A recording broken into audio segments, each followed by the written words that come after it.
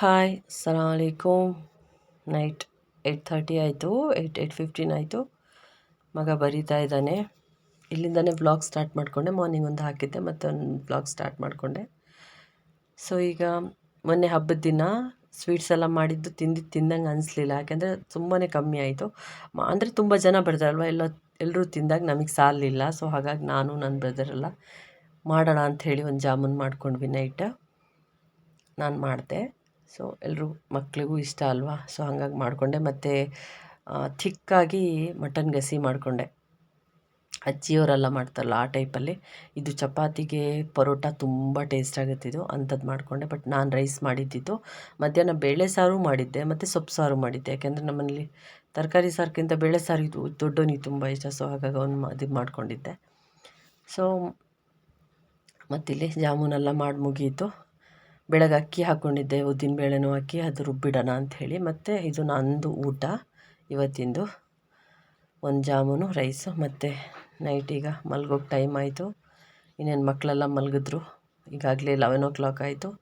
Okay, then ನಾನು ಈಗ good night, ಸ್ವಲ್ಪ ಮೊಬೈಲ್ ನೋಡಿ ಮಲಗಿಬಿಡ್ತೀನಿ. Good night. ಮತ್ತು ನೆಕ್ಸ್ಟ್ ಡೇ ಮಾರ್ನಿಂಗು ಅಂದರೆ ವೆಡ್ನೆಸ್ಡೇ ದೋಸೆ ಹಾಕ್ಕೊಡ್ತಾ ಇದ್ದೀನಿ. ಅಲ್ಲಿ ಎಗ್ ಬಾಯ್ಲ್ ಮಾಡೋಕ್ಕೆ ಇಟ್ಟಿದ್ದೀನಿ. 8:30 ಆಗಿತ್ತು. ಅವ್ನು ತಿಂಡಿ ಮಾಡ್ತಾಯಿದ್ದ. ಸ್ಕೂಲಿಗೆ ರೆಡಿ ಆಗಬೇಕಲ್ವ, ಇವತ್ತು 9 ಹೋಗಬೇಕಲ್ವ. ಸೊ ಹಾಗಾಗಿ ಇವತ್ತು ಸ್ವಲ್ಪ ಮೋಡನೇ ಇದೆ ಮಾರ್ನಿಂಗಿಂದಾನೇ. ಮಧ್ಯಾಹ್ನ ಮೇಲೆ ಸಖತ್ತಾಗಿ ಮಳೆ ಬಂತು. ಬಟ್ ಬೆಳಗ್ಗೆನೇ ಮೋಡ ಇತ್ತು, ತುಂಬಾ ಸೆಕೆ ಕೂಡ ಇತ್ತು.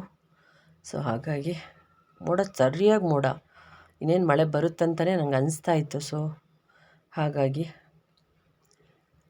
ಪಾಟ್ಸಿಗೆ ಸ್ವಲ್ಪ ನೀರು ಹಾಕಬೇಕು. ಮಕ್ಕಳು ಹೋದರು. ಸೊ ಮನೆಯೆಲ್ಲ ಕ್ಲೀನ್ ಆಯಿತು. ಮನೆಯೆಲ್ಲ ಕ್ಲೀನ್ ಮಾಡಿಕೊಂಡೆ. ಮಿಷಿನಿಗೆ ಬಟ್ಟೆನೂ ಹಾಕಿಬಿಟ್ಟೆ. ಸೊ ಇನ್ನು ಸ್ವಲ್ಪ ಪಾಟ್ಸಿಗೆಲ್ಲ ನೀರು ಹಾಕ್ತೀನಿ. ಪಾಟ್ಸಿಗೇನು ಒಂದು 2-3 ಪಾಟ್ಸ್ ಇರೋದು. ಪಾಟ್ಸ್ ಇದೆ, ಬಟ್ ಗಿಡ ನೆಟ್ಟಿಲ್ಲ ಅಷ್ಟೇ. ಕ್ಲೀನಿಂಗು ಮಾಡಬೇಕು, ಅದ್ರದ್ದು ಮಾಡಿಲ್ಲ. ಈಗ ಹಾಗೆ ನೀರು ಹಾಕಿಬಿಡ್ತೀನಿ. ತುಂಬಾ ಬಿಸಿಲಿದ್ದರಿಂದ ನೀರು ಬೇಗನೆ ಹೀರ್ಕೊಳ್ಳುತ್ತೆ. ಮತ್ತು ಬಟ್ಟೆ ಎಲ್ಲ ತೆಗೆದೆ ಒಣಗಿದ್ದು. ಯಾಕೆಂದರೆ ಮಳೆ ಬಂದುಬಿಟ್ರೆ ಸಡನ್ನಾಗಿ ತುಂಬ ಒಣಗಿದೆ. ನೆನ್ನೆ ಎಲ್ಲ ಮೊನ್ನೆ ಈವ್ನಿಂಗ್ ಹಾಕಿದ್ದಲ್ವ, ನೆನ್ನೆ ಒಂದು ಫುಲ್ ಡೇ ಒಣಗಿದೆ. ಸೊ ಹಾಗಾಗಿ ಈಗಾಗಲೇ 12 ಆಯಿತು.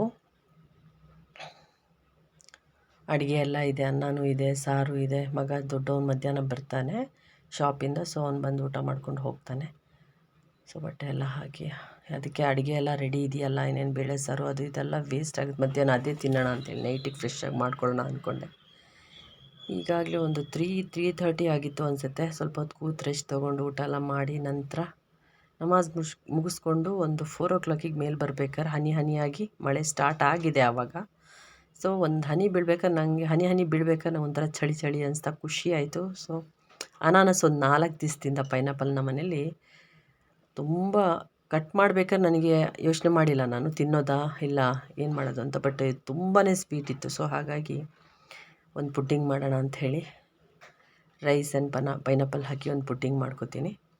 ಸೊ ಒಂದನ್ನು 4 ಭಾಗ ಮಾಡ್ಕೊಂಡು ಮೂರು ಭಾಗನ ಗ್ರೈಂಡ್ ಮಾಡ್ಕೋತೀನಿ. ಅದರಲ್ಲಿ ಒಂದು ಭಾಗ ಹಾಗೆ ಇಟ್ಕೋತೀನಿ. ಈಗ ಗ್ರೈಂಡ್ ಆಗಿದೆ. ಗ್ರೈಂಡ್ ಆದ ನಂತರ ಇನ್ನೊಂದು ಭಾಗ ಇದೆಯಲ್ಲ, ಅದನ್ನು ಚಿಕ್ಕದಾಗಿ ತುಂಬಾ ಚಿಕ್ಕದಾಗಿ ಹೆಚ್ಕೊಡ್ತೀನಿ. ತುಂಬಾ ಚಿಕ್ಕದಾಗಿ ಹೆಚ್ಕೊಂಡು ಅದನ್ನೊಂದು ಸೈಡಲ್ಲಿ ಇಟ್ಕೋತೀನಿ. ಗ್ರೈಂಡ್ ಮಾಡಿದ್ನು ಅದನ್ನು ಒಟ್ಟಿಗೆ ಇಟ್ಕೋತೀನಿ. ಸೊ ಇಲ್ಲಿ ಗನ್ಸಲೆ ಅಕ್ಕಿ ಅಂತಾರೆ ಗೊತ್ತಾ, ಪಾಯಸ ಮಾಡ್ತಾರಲ್ವ, ಖೀರಿಗೆಲ್ಲ ಯೂಸ್ ಮಾಡ್ತಾರಲ್ಲ, ಆ ಅಕ್ಕಿನ ಒಂದು ಚಿಕ್ಕ ಬೌಲ್ ಒಂದು ಸ್ಪೂನ್ಗಿಂತ ಸ್ವಲ್ಪ ಜಾಸ್ತಿ ಅಕ್ಕಿನ ಒಂದು 6 ವಿಷಲ್ ಮಾಡಿಕೊಂಡು ಬೇಯಿಸ್ಕೊತೀನಿ. ಈಗ ಆ ಕಪ್ಪಲ್ಲಿ 1 ಕಪ್ ಹಾಕಿದ್ದೀನಲ್ಲ, ನೀವು ನೋಡಿದ್ರಲ್ಲ, ಅದ್ರ 5-6 ನೀರು ಹಾಕ್ತೀನಿ. ಒಂದು ದೊಡ್ಡ ಗ್ಲಾಸಲ್ಲಿ 1 ಗ್ಲಾಸ್ ನೀರು ಹಾಕಿ ಬೇಯಕ್ಕಿಡ್ತೀನಿ. ಆ್ಯಕ್ಚುಲಿ ನಾನು ನಿನ್ನೆ ಸಕ್ಕರೆ ಪಾನಕ ಮಾಡಿದ್ನಲ್ವ ಜಾಮೂನಿಗೆ ಅಂಥೇಳಿ, ಅದ್ರದ್ದು 1 ಗ್ಲಾಸ್ ಪಾನಕ ತೆಗೆದಿಟ್ಬಿಟ್ಟಿದ್ದೆ. ಸೊ ಅದೇ ಪಾನಕ ಹಾಕಿ ನಾನು ಇದನ್ನು ಬಾಯ್ಲ್ ಮಾಡಿಕೊಂಡೆ ರೈಸ್ನ. ಸೊ ಇಲ್ಲಿ ಪ್ಯಾನ್ ಇಟ್ಟು ಈ ಮಿಕ್ಸ್ಚರ್ನ ಇದಕ್ಕೆ ಹಾಕ್ತೀನಿ. ಇದು ಚೆನ್ನಾಗಿ ಗ್ರೈಂಡ್ ಆಗಿದೆ. ಮತ್ತು ಅಲ್ಲಿ ಕಟ್ ಮಾಡಿಟ್ಟಿದ್ನಲ್ಲ ಅದನ್ನು ಇದಕ್ಕೆ ಹಾಕೋತೀನಿ. ಹಾಕ್ಕೊಂಡು ಒಂದು ಕುದಿ ಬರೋವರೆಗೂ ಚೆನ್ನಾಗಿ ಕೈ ಆಡಿಸ್ತೀನಿ. ಬೇಯಬೇಕು ಒಂದು ಸ್ವಲ್ಪ.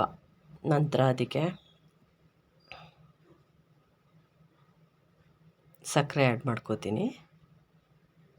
ಒಂದು 150 ಗ್ರಾಮಷ್ಟು ಸಕ್ಕರೆ ಆ್ಯಡ್ ಮಾಡಿಕೊಂಡೆ. ಸಕ್ಕರೆ ಕರಗಿದ ನಂತರ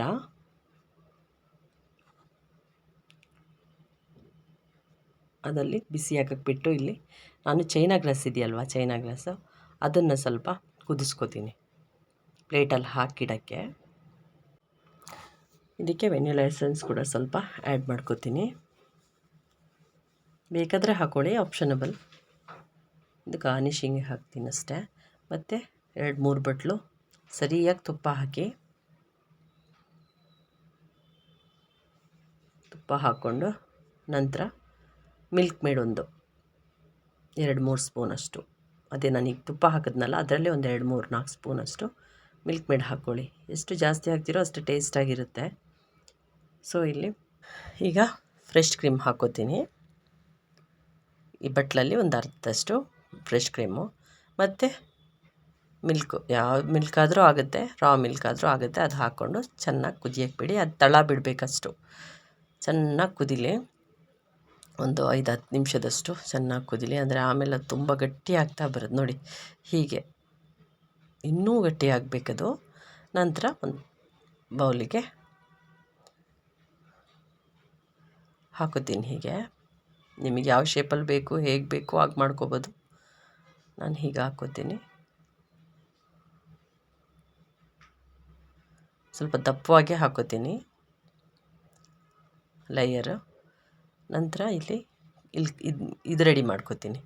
ಅಕ್ಕಿ ಬೇಯಿಸಿದ್ನಲ್ಲ, ಸಕ್ಕರೆ ಪಾನಕ ಹಾಕಿ ಅದಕ್ಕಿಂತ ಸ್ವಲ್ಪ ಸಕ್ಕರೆ ಹಾಕ್ಕೋತೀನಿ. ನಂತರ ಫ್ರೆಶ್ ಕ್ರೀಮು ಮತ್ತು ಮಿಲ್ಕ್ ಹಾಕ್ಕೋತೀನಿ. ಮಿಲ್ಕ್ ಮೇಡ್ ಕೂಡ ಹಾಕ್ಕೊಂಡಿದ್ದೀನಿ ಅದಕ್ಕೆ. ಈಗ ಅದು ಗಟ್ಟಿಯಾದ ನಂತರ ಈಗ ಅದನ್ನು ಇನ್ನೊಂದು ಲೇಯರ್ ಹಾಕ್ತೀನಿ.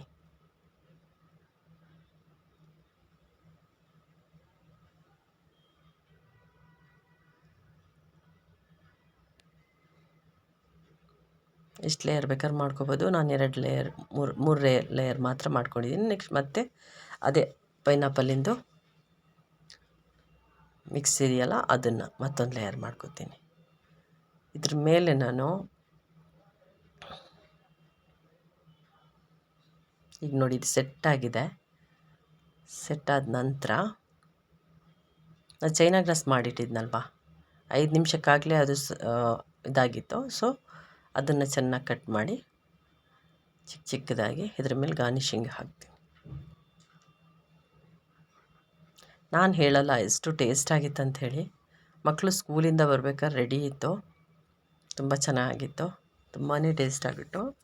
ನಿಮಗೆ ಯಾವ ಡ್ರೈ ಫ್ರೂಟ್ಸ್ ಬೇಕೋ ಇಲ್ಲ ಫ್ರೂಟ್ಸ್ ಬೇಕೋ ಏನಾದರೂ ಒಂದು ಗಾರ್ನಿಷಿಂಗಿಗೆ ಹಾಕ್ಕೊಳ್ಳಿ. ಮತ್ತು ನಾನು ಕೇಸರಿ ಕೂಡ ಹಾಕಿದ್ದೀನಿ, ಜಾಫ್ರಾನ್ ಅದು ಕೂಡ ಹಾಕ್ಕೊಂಡಿದ್ದೀನಿ. ಇಲ್ಲಿ ನೋಡಿ ಹೀಗೆ ಹಾಕ್ಕೊಂಡೆ. ನಂತರ ಇದನ್ನು ಒಂದು 5 ನಿಮಿಷಕ್ಕೆ ಇದು ಸೆಟ್ ಆಗುತ್ತೆ ನೀರು. ನಂತರ ಈಗ ಕ್ಯಾಶ್ಯೂನಟ್ ಹಾಕ್ಕೊಂಡಿದ್ದೀನಿ. ಫ್ರೂಟ್ಸ್ ಬೇಕಾದ್ರೂ ಹಾಕ್ಕೋಬೋದು, ಇನ್ನೂ ಟೇಸ್ಟಾಗಿರುತ್ತೆ. ಬೇರೆ ಯಾವುದಾದ್ರೂ ಫ್ರೂಟ್ಸ್ ನಿಮ್ಗೆ ಇಷ್ಟ ಆಯಿತು ಅಂದರೆ ಹಾಕ್ಕೋಬೋದು. ಬಟ್ ನಾನಿಲ್ಲಿ ನಟ್ಸ್ ಹಾಕ್ಕೊಂಡೆ.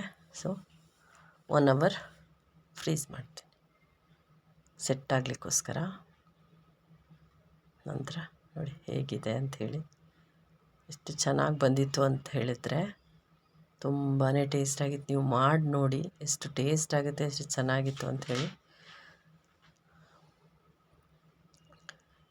ಮಕ್ಕಳಿಗೂ ಇಷ್ಟ ಆಯಿತು, ಎಲ್ರಿಗೂ ಇಷ್ಟ ಆಯಿತು. ಅಷ್ಟೊತ್ತಿಗಾಗಲೇ ಜೋರಾಗಿ ಮಳೆ ಬರ್ತಿತ್ತು, ಖುಷಿ ಆಯಿತು. ಮತ್ತು ಬಂದೆ ನಾನು ಇನ್ನೊಂದು ರೂಮ್ ಇದೆಯಲ್ಲ ಕಿಚನ್ ಹತ್ರ, ಅಲ್ಲಿ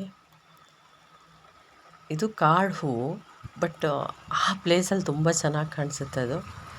ಇದು ಬೆಳೆದಿರೋದು ಹೀಗೆ, ಅದನ್ನು ಮೇಂಟೈನ್ ಮಾಡದೆ ಹಾಗೆ ಬೆಳೆದಿದೆ. ಬಟ್ ಅದೆಷ್ಟು ಚೆನ್ನಾಗಿ ಕಾಣುತ್ತಂದರೆ, ಎಷ್ಟು ಚೆನ್ನಾಗಿ ನೋಡೋಕ್ಕೆ ಒಂಥರ ಖುಷಿ ಆಗ್ತಾಯಿತ್ತು ಆ ಮಳೆ ಬೀಳೋದು, ಆ ಚಂದ. ಸೊ ಹಾಗಾಗಿ ನಿಮಗೆ ಈ ರೆಸಿಪಿ ಇಷ್ಟ ಆದರೆ ಮಾಡಿ ನೋಡಿ, ಚೆನ್ನಾಗಿರುತ್ತೆ, ಬೇಗ ಕೂಡ ಆಗುತ್ತೆ. ನಾನಿಲ್ಲಿ ತೋರಿಸಿದಷ್ಟು ಟೈಮಿಂಗ್ ಏನು ತೊಗೊಂಡಿಲ್ಲ, ತುಂಬ ಬೇಗನೆ ಆಯಿತು. ಮತ್ತು ನನ್ನ ಚಾನಲ್ ನಿಮ್ಗೆ ಇಷ್ಟ ಆದರೆ ಲೈಕ್ ಮಾಡಿ, ಶೇರ್ ಮಾಡಿ, ಸಬ್ಸ್ಕ್ರೈಬ್ ಮಾಡ್ಕೊಂಡು ನೋಡಿ. ಮತ್ತು ಏನಾದರೂ ಹೇಳಲಿಕ್ಕಿದ್ರೆ ಕಮೆಂಟ್ ಮಾಡಿ ತಿಳಿಸಿ. ಮಾವಿನಕಾಯಿ ಆಗಿದೆ ನೋಡಿ, ಮಾವಿನಕಾಯಿ ಕೂಡ ಆಗಿದೆ ನೋಡಿ ಚೆನ್ನಾಗಿ. ಈಗ ಉಪ್ಪಿನಕಾಯಿ ಹಾಕ್ಬೋದು, ಆ ಟೈಪ್ ಆಗಿದೆ. ಸ್ವಲ್ಪ ದಿನಕ್ಕಾಗಲೇ ಹಣ್ಣಾಗುತ್ತೆ. ಹಣ್ಣಾದರೆ ಹುಳ ಆಗೋಕ್ಕೆ ಸ್ಟಾರ್ಟ್ ಆಗುತ್ತೆ. ಅದು ಏನು ಪ್ರಾಬ್ಲಮ್ ಅಂತ ಗೊತ್ತಿಲ್ಲ. Okay then, thank you for watching. Bye.